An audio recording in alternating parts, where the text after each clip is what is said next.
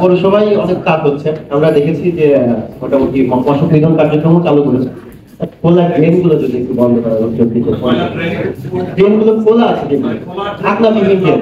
জি sir, ঢাকনা বিহীন যে ড্রেন গুলো আছে এগুলো পৌরসভা ভালো জানে কোথায় ওভারপাসের কাজটি চলছে স্যার। মানে এই যে বৃষ্টি, এই ভোগান্তি স্যার জনগণের, এটা মানে কোনোভাবেই সড়ক বিভাগ যদি একটা উদ্যোগ নিত ওখান থেকে, মানে এমনি নর্মাল স্কুল করে হলেও একটা রাস্তা, বা সাধারণভাবে যে আমার মামা যে চট্টগ্রাম ইসলামের সাধারণ সম্পাদক মাঝে মধ্যে এটা নিয়ে আলোচনা করেন, কিন্তু স্যার কোনো ফলাফল হয়নি, শুধুমাত্র আলোচনা। এবং এটা হচ্ছে বিশেষ করে রাস্তাঘাটের অবস্থা নট অনলি চুয়াডাঙ্গা, এই কন্টিনিউয়াস বৃষ্টির কারণে আমি কি বলবো, এখন বললে আপনি বলবেন যে কথাটা সত্য বলে না, অন্যান্য জায়গার তুলনায় আমরা ভালো আছি। কথা হচ্ছে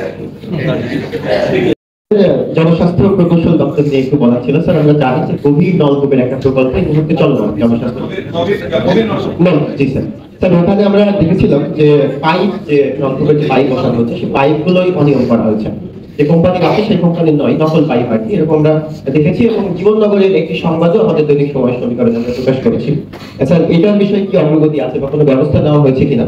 এবং স্যার একটা স্মার্ট মিটারের প্রকল্প ছিল, সেটা সম্ভবত থেমে গেছে, কিন্তু থেমে যাওয়ার কারণটা কি বা চলে যাওয়ার কারণ, বাতিল হওয়ার কারণ?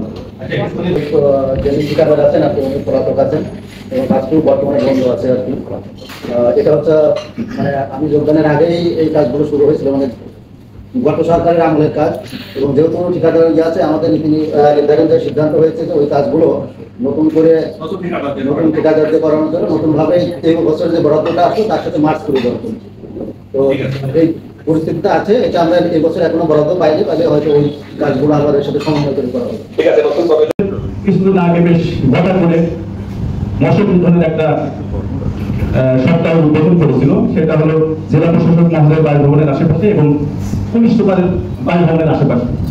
এই জায়গায় পদ্ধতিতে আমরা সীমাবদ্ধ থাকি যে কোনো কাজে, ওখানে শুরু করলাম ওখানে শেষ করলাম, তাহলে তো হবে না। আমি আমার পছন্দের দুজন সাংবাদিক একটা অনুষ্ঠানে দাওয়াত দিব, এটা তো হলো না স্যার।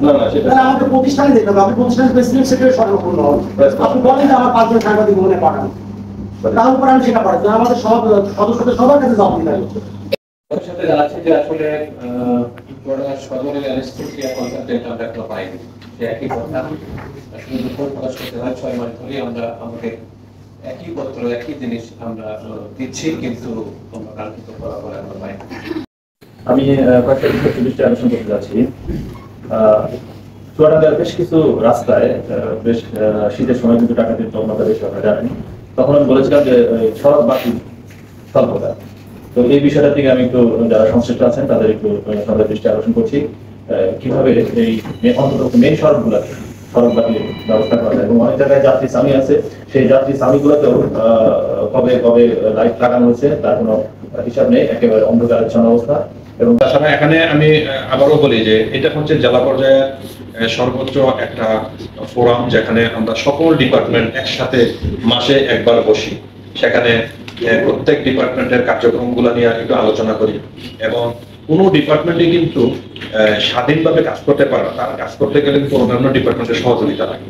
এই সহযোগিতাটা সহজ করার জন্য কিন্তু এই মিটিংটা করা।